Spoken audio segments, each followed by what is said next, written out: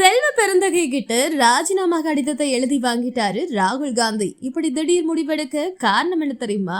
உடைந்து மாபெரும் ரகசிய பின்னணி. வாங்க முழுமையா பார்க்கலாம். தமிழக அரசியல் களம் தற்போது தேர்தல் முடிவுகளை எதிர்நோக்கி காத்துட்டு இருக்கு. ஆனா அதற்கு முன்னதாகவே தமிழக காங்கிரஸ் கமிட்டியின் தலைமை பொறுப்புல மிகப்பெரிய அதிரடி மாற்றங்கள் அரங்கேற தொடங்கிருச்சு. தமிழக காங்கிரஸ் தலைவர் செல்வ பெருந்தகை தேர்தல் முடிவுகள் வந்ததும் தன்னோட பதவியை ராஜினாமா செய்ய போவதா ராகுல் காந்தி கிட்ட ஏற்கனவே தெரிவிச்சதா ஒரு தகவல் பரவுச்சு.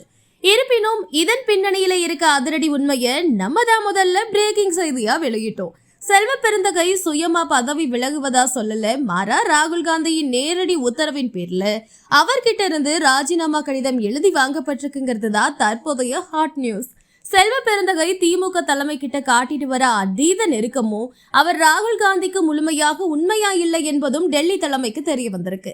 இதனாலதான் நீங்களா விலகுவதை விட ராஜினாமா கடிதத்தை கொடுத்துடுங்கன்னு ராகுல் காந்தி கரரா உத்தரவிட்டதா சொல்லப்படுது. தேர்தல் முடிவுகள் வெளியான பிறகு அவரை முன்வந்து பதவி விலகுவது போன்ற ஒரு சூழல் திட்டமிட்டு உருவாக்கப்பட இருக்கு. செல்வ பெருந்தகையின் பதவி பறிப்போவது உறுதியாகிவிட்ட நிலையில அந்த இடத்தை பிடிக்க தமிழக காங்கிரசின் மூத்த தலைவர்கள் மற்றும் முக்கிய முகங்கள் இடையே நிலவர கடும் போட்டி இப்ப பார்க்கப்படுது. குறிப்பா காங்கிரஸ் மேலிடத்தின் ஆசையை பெற இரண்டு விதமான அணிகள் காய் நகர்த்திட்டு வராங்க. திமுகவின் செயல்பாடுகளை விமர்சித்தும் கூட்டணியில காங்கிரசின் உரிமைகளை நிலைநாட்ட வேண்டும் என துடிப்பவர்கள் ஒரு பக்கம் இருக்காங்க. குறிப்பா மாணிக்கம் தாக்கூர், ஜோதிமணி மற்றும் பிரவீன் சக்கரவர்த்தி ஆகியோர் இந்த வரிசையில தீவிரமா முயற்சி செய்யறாங்க. இவங்க கட்சியின் மாநில தலைமை பொறுப்புக்கு வந்தா திமுகவுடனான உறவுல ஒரு விதமான இறுக்கம் ஏற்படும்னு எதிர்பார்க்கப்படுது. மற்றொரு பக்கம் காங்கிரஸ் தலைமையையும் திமுக தலைமையையும் ஒரே நேர்கோட்டுல கையாளக்கூடிய ராஜதந்திர தலைவர்கள் இருக்காங்க. கார்த்திக் சிதம்பரம் மற்றும் செல்லகுமார் ஆகியோர் இந்த பதவி முகத்துல முன்னிலையில இருக்காங்க. திமுக கூட சுமூகமான உறவை பேணுவதன் மூலமே தமிழகத்தின் கட்சியை தக்க வைக்க முடியும் என்பது இவங்களுடைய வாதம். தமிழகத்தின் புதிய தலைவரா திமுக கூட மல்லு கட்டும் ஒருவரை நியமிப்பதா அல்லது இணக்கமா செல்லும் ஒருவரை நியமிப்பதா என்பது பொறுத்தே ராகுல் காந்தியின் இறுதி முடிவு இருக்குன்னு சத்யமூர்த்தி பவன் வட்டாரங்கள் தெரிவிக்குது. இதுக்கிடையில தமிழக காங்கிரஸ் மேலிட பொறுப்பாளர் கிரிஸ் ஜோடாங்கர் ஒரு புதிய யோசனையை முன் வச்சிருக்காரு.